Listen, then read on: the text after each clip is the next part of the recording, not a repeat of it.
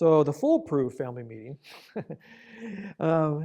utilizes brevity and compliments. So with this family meeting, as you look at the example, is the first thing you're going to do is you're going to give people a compliment. That's how we're going to start. We're going to walk around the table, and everyone around the table is going to give each other a compliment. So if there's me and 3 other people in my family, I'm going to give the other 3 people a compliment, and the next person is going to give 3 people, and so on. Now, the kids will say things like, "I like your hair." They're going to say really things that don't mean much, or they might try to somehow slide in something disrespectful into somehow to compliment. So you just have them redo it again. Just, okay, try that again. Do it again. I don't want to. Okay, move on to the next. So we're not going to fight. It's not going to be a power struggle around the situation. But that's why they're going to want to have a compliment also. And they're going to get involved with this. So you go around the room. Each person gives a compliment about kind actions, respectfulness, peaceful behavior, not hitting, whatever it is. Just keep it short and sweet. And then we're going to focus on a problem of the day. Now this is where the real power of the chart comes from. Because most of us will do a family meeting 1 time a week. It'll last about an hour, and everyone will hate it. So much quicker if you can do it 10 minutes every day. You're not going to do it every day because things are going to come up. Soccer events, graduations, other issues, too much homework or something, I don't know. Something's going to get in the way. That's fine. But do it as often as possible. If you try to do it every day, you're going to do it at least 4 or 5 times a week. The reason you need to do it so often is because it's quick and it's short, and we're only going to focus on one problem. We're not going to focus on multiple problems. We may have many problems as there are kids in the household, but we're not going to focus on all those. We're going to focus on one problem, and we're going to ask people in the family, what problem do we want to focus on today? Just after the compliments. Not picking up toys. Okay, let's focus on picking up toys. Let me write that down. How are we going to solve that? What's 3 possible ways to solve it? Not 3 from each person, just 3. So we can come up with 3 ideas, we write them down, and then we say, okay, we're going to see how that works. Appreciate everyone. We're all done. Great. Tomorrow we'll go through it again, compliments. Okay, let's go to a quick, how did that problem work yesterday? Not so good. No one picked up their toys. All the solutions didn't work. Do we want to make that the problem again for today, or should we something else that came up today we need to work on?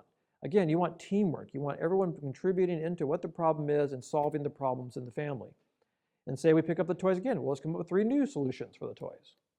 How are we going to pick them up? And remember to do so. So you write those 3 down.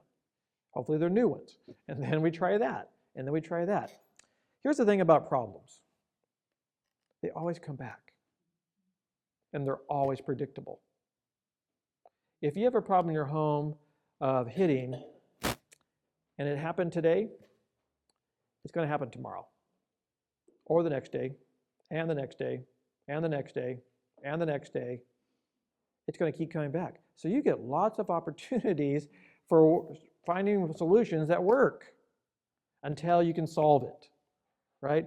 Don't be surprised when the problem comes back up again. It's like, what's this problem doing here? It's only been here for 365 days this year. Why is it here again? Well, because it just keeps coming up because the problem hasn't been solved.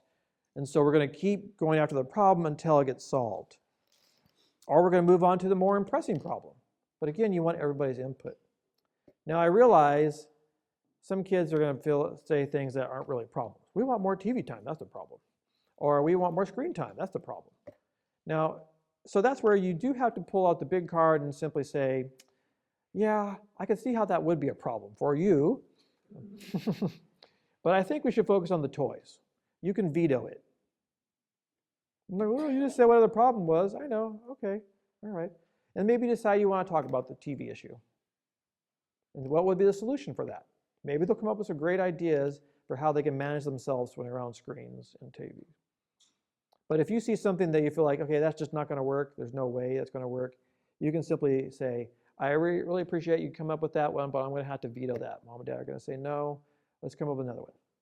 And they're just going to grumble and you can move on. But again, it's every day, new problems, our same problem attacked each day until we work them out. What would be some potential pitfalls in doing something like this in your home? There be any struggles with it? Scheduling, yeah. Finding time for it. Yeah. I think that tends to be the one I hear the most.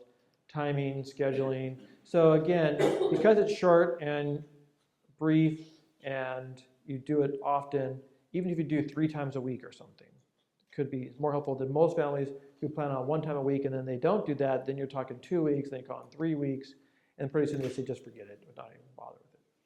Or they only do it when the parents are angry. Okay. Now we're having a family meeting. We're going to talk. And that's not probably the best time. How do you deal with resistance? You know, you're calling the meeting, you've already let them know, but you've got one that's just, that's dumb, I'm not going to do that. Yeah. Well, the first thing you say is bummer. And they're like, what does that mean?